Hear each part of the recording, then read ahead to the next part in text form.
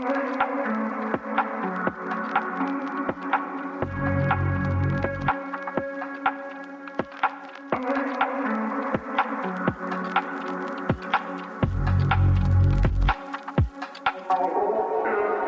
and welcome back to another episode of the Grow Through It podcast. My name is Julia, and I first just want to thank you for your patience the last couple of weeks. I have been reposting episodes because I was going through a lot. So if you read the description of the last few episodes, you will know my dad went into hospice care and he passed away 2 weeks ago. He passed on April 23rd. So I was back home seeing him and saying my goodbyes and helping plan the funeral and just being with my family. So I did not record anything, but I am back now. And today's episode is actually talking about what happened and talking about grief because it definitely surprised me how I have reacted, how I'm feeling, and what grief has felt like to me. So he was first diagnosed with cancer back in 2019, and they found one tumor on his tailbone. It was about the size of a grapefruit by the time they caught it, and that was surgically removed, and he was healthy for a couple of years. And only the past couple of years, they found more tumors on his routine scans. And it just got worse and worse over the years. This last year has been quite bad, and it's been really hard on my family. I have been dealing with a lot of anxiety the past year because of what's been going on. Every time my phone went off and I saw a text or call from my mom, I would get really nervous and my heart would drop. I just was constantly feeling on edge, and it was pretty much all I was thinking about.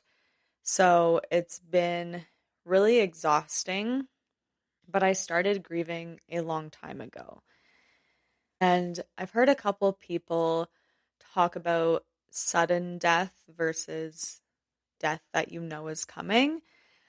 And I know some people have said that when you know it's coming, you can prepare for it and it's easier than a sudden death.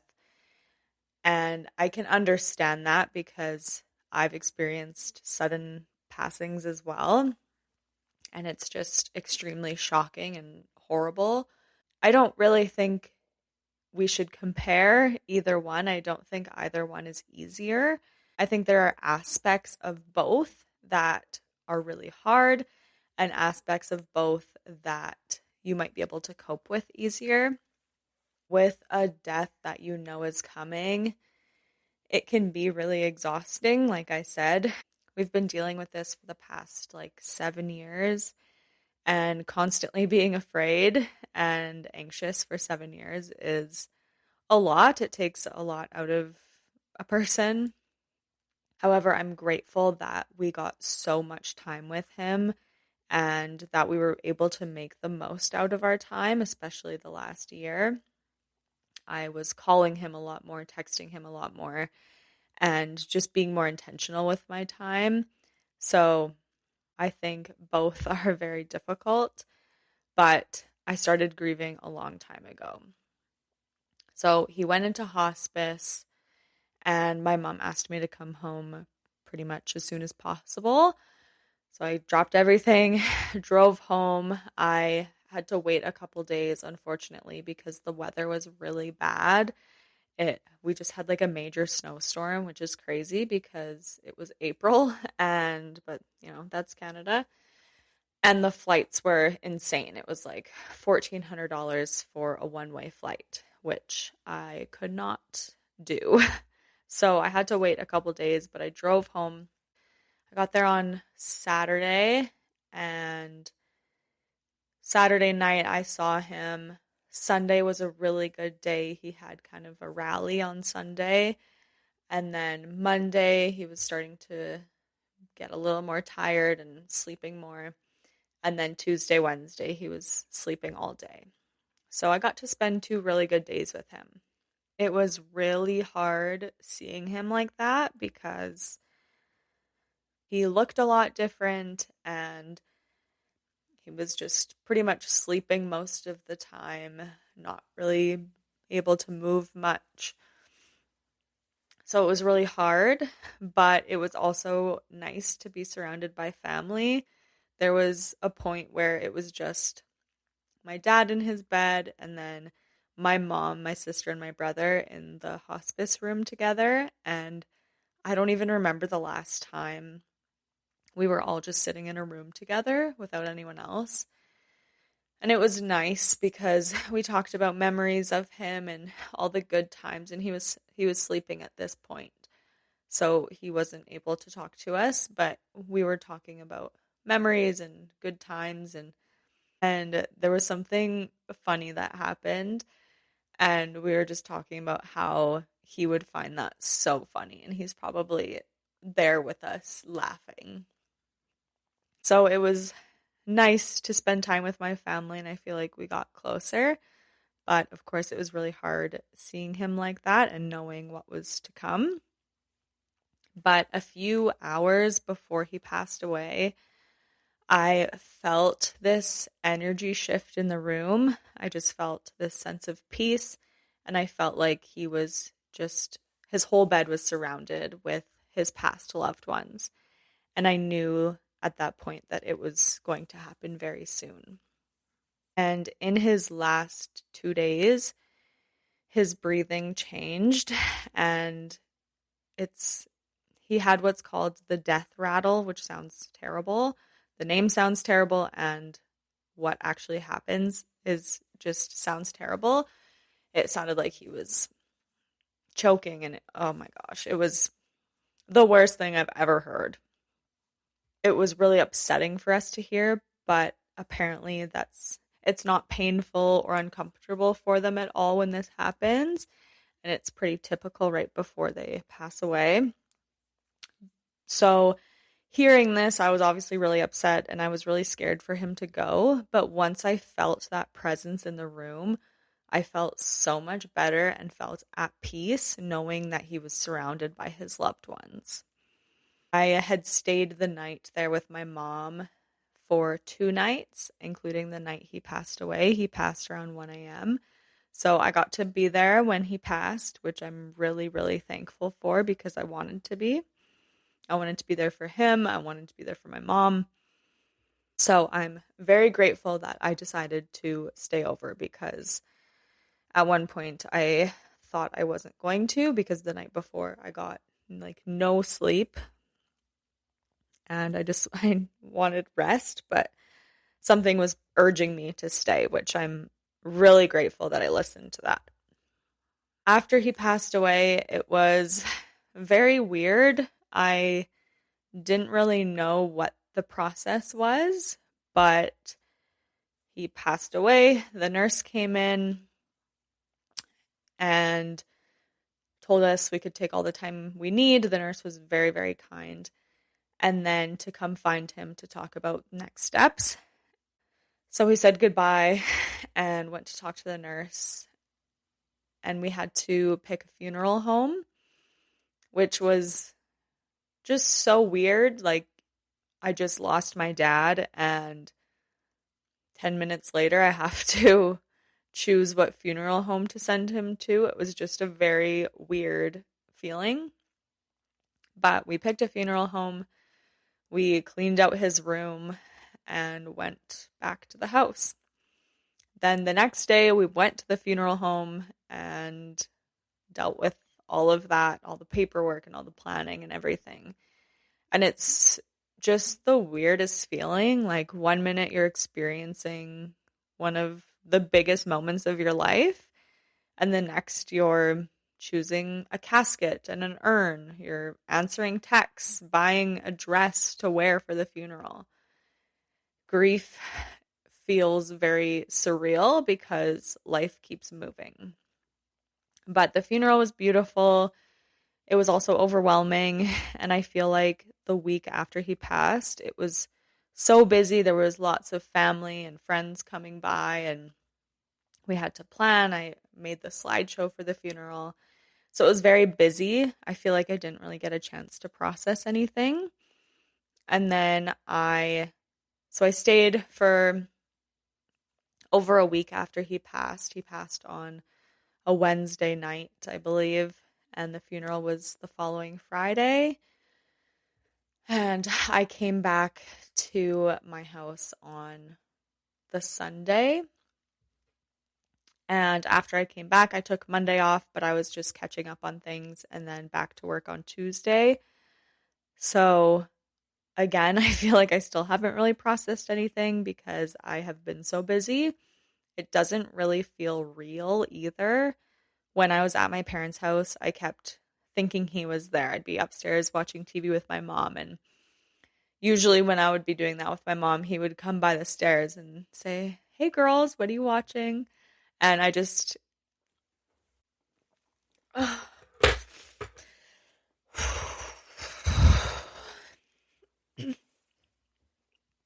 and I just kept expecting him to be there and almost forgetting that he was gone. I'm really processing everything in real time because I feel like this is the hardest I've cried since he passed, since the night he passed. Because again, I feel like I just haven't processed anything yet, and I've been really holding back. But for some reason, me saying those words of what he used to say to us really triggered it. And I think that's pretty normal. I've heard that that happens a lot with grief where it'll just come in waves and kind of come out of nowhere. So yeah, even now when I'm driving or walking, I usually call people to talk to them, and it would either be my mom, my dad, or my sister. And when I'm choosing who to call now, it just kind of reminds me that he's gone because I'm not able to call him anymore. It's also a really strange feeling of the world continuing normally, like going back to work, seeing people just live their regular lives, doing regular routines, and I feel like my entire world has changed. But through this process, I feel like I've realized that grief is really weird. I thought that because I'm such an emotional person that I would be broken because of this. But I think I'm protecting myself by being avoidant or even in denial, maybe, because I know it will be so painful to actually feel what's going on and actually understand the extent of it. My friend actually sent me a text message. She lost her mom about a year ago, and I was talking to her about how I've been kind of avoidant, and she said, "You know, if something is too close to your face and you can't see it clearly, but if it's further away, you can. It's like when someone else passes away. It's further away so you can process it." And that really made a lot of sense to me because I feel like I have been more emotional about people dying that I didn't even really know that well. And I've cried harder at funerals of people, again, that I didn't know that well. I was just there to support their family. But I think I just know that it is such a hard thing for me to deal with that I am almost pretending it didn't happen. So what she said was very validating for me. But grief can be physical too. I have noticed I've been so tired and I haven't been getting very deep sleeps. I've been dreaming a lot and having bad dreams.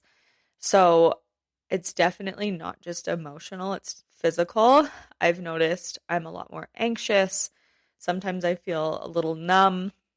I feel really disconnected or I zone out a lot. And I also feel restless. I feel like I constantly have to be doing something because I think I know if I am not keeping busy, then I will start to feel it. But it definitely shows up physical too. And like I mentioned, there's waves of grief, and sometimes I feel okay and almost guilty for feeling okay. And then something tiny hits me unexpectedly, like you just witnessed. But also through losing him, I feel like little things matter less to me now. Like little inconveniences, I just don't care about now because I know there are much bigger issues. When I hear people complain about really minor things, and I get it, it's kind of just normal. People do it all the time, but I just can't relate because that small stuff just doesn't matter. And it's hard for me to understand why that bothers them so much when there's so many bigger things in life. There's also a weird pressure I feel as well, and I'm probably making it up in my head, but I feel like people are judging me for acting okay and not being more upset. But the truth is, number one, it just hasn't hit me fully yet. And number two, I'm distracting myself a lot with work, staying busy, showing up for other people. So on the outside, I might look okay, but that doesn't mean that's how I feel. One more positive thing that has come of this has been seeing all the people that have shown up for the funeral and hearing all the kind words and getting all these super nice messages from people. It really showed us how impactful my dad was. And I think it made us all want to be better people and be more like him. People told us just how much they appreciated his friendship and how he was such an amazing person. He was always so kind, generous, and inspiring. I also learned more about his upbringing and early adulthood, which I found really cool. He actually did really, really cool things, and I never really knew the extent of it. We also found letters that he wrote to my mom when they first met, so I thought that was really cool. Some of the biggest lessons he taught me were your thoughts create your reality. I feel like I've really adopted this mindset. I often change my way of thinking and try to choose the more positive mindset because I know what I think about will come true and it will show up in my life. And he definitely taught me that. He also taught me how to be gentle. Being gentle was kind of his thing. It was something he said all the time. He even made kind of like an audiobook on a CD, like way back when CDs were a thing, and it was called Gentle. So just being gentle and calm and slowing down and not getting so worked up about things. And the biggest lesson he taught me was anytime I was nervous about something, he'd always get me to think about what was happening the day after. So, what I would be eating for lunch that day or what I'd be doing. And it would get me to realize that whatever I was nervous about would pass and the next day would be there and I no longer be nervous. So, anytime I'm nervous about something, I always go back to that. My dad was such an amazing man, and anyone who met him knew that and just loved him right away. So I'm very grateful that he was my dad. And I'm very grateful that I recorded an interview with him for this podcast. If you haven't listened to it, I did a repost of it the last couple weeks. So you can find that pretty easily. But the interview was really incredible and it just shows what kind of person he was. So if you haven't listened, I would definitely recommend it. But I'm so, so grateful I decided to do that because now me and my family and friends get to listen to that whenever we want. when I did the repost, I went for a walk and I listened to the episodes, and it was really nice to hear it again and hear his voice. And he was just so positive in it. He talked about his cancer diagnosis and he was just so positive about it. So it was very nice to hear, and it brought me a sense of peace. If you are experiencing anything similar, if your loved one is sick and you know the time is coming soon, I encourage you to talk to them lots. Ask them questions if they're able to answer. What I did was I texted my dad a bunch of different questions and I saved it in a note. So I would always have them. I saved a voicemail from him, and I just made sure to call him a lot as well. You can tell them about what's going on in your life and just be present with them. I'd also encourage you to lean on family and friends to help you through it. If you are experiencing grief and you've lost a loved one, know that you're not alone and it will come in waves, but your loved one is always there with you. Try to remember all the good they taught you and what you loved about them.